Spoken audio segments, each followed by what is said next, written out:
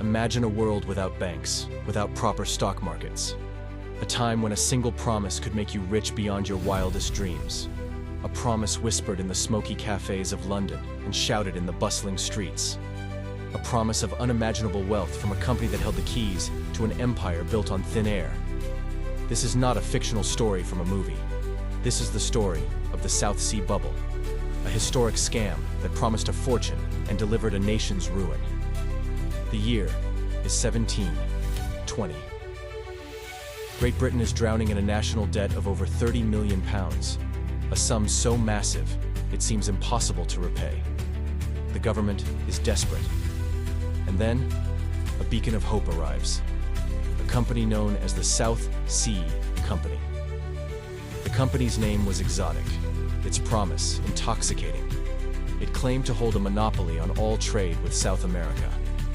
The riches of the New World, gold, silver, and exotic goods, were just waiting to be harvested. It was a business model so simple, so brilliant, it couldn't fail. Or could it? The South Sea Company made an offer to the British government. They would take over the national debt. In exchange, the government would give them a monopoly on all South American trade.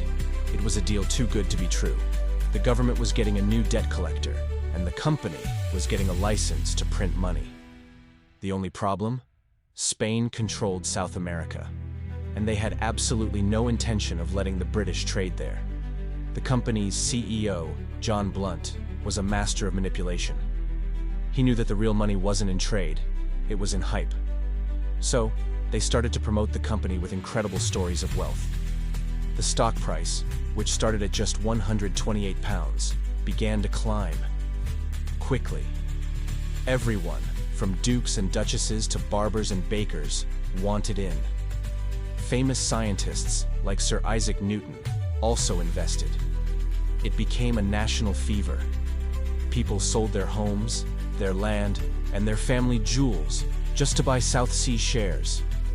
The stock soared from £128 to an insane £1,050 in just a few months.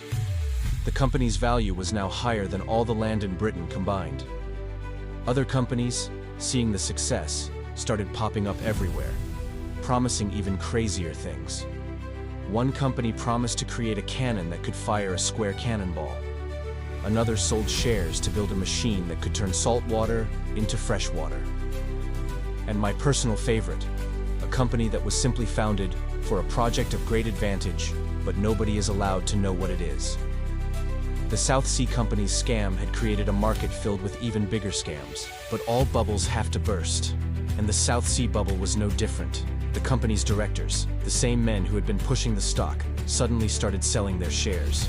The panic started slowly, with a few investors getting nervous. Then, it became a torrent. The stock price began to plummet. It dropped from £1,050 to £800 in a single week, then to 500, then to 100. The entire market, which was built on nothing but a lie, was collapsing. Fortunes were wiped out in a matter of hours. The wealthiest men in England were now broke. Thousands of families lost their life savings. The country was in a state of financial ruin. The anger was widespread. The public demanded justice. Parliament launched an investigation. The company's directors were arrested.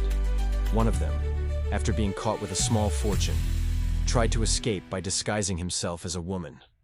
The scandal reached the highest levels of power, with politicians and even members of the royal family being implicated.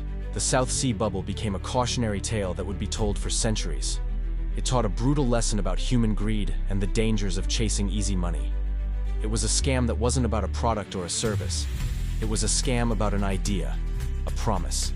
And the lesson from 1720 is still relevant today. We see it in every cryptocurrency bubble, every pyramid scheme, and every unrealistic investment opportunity that promises quick riches.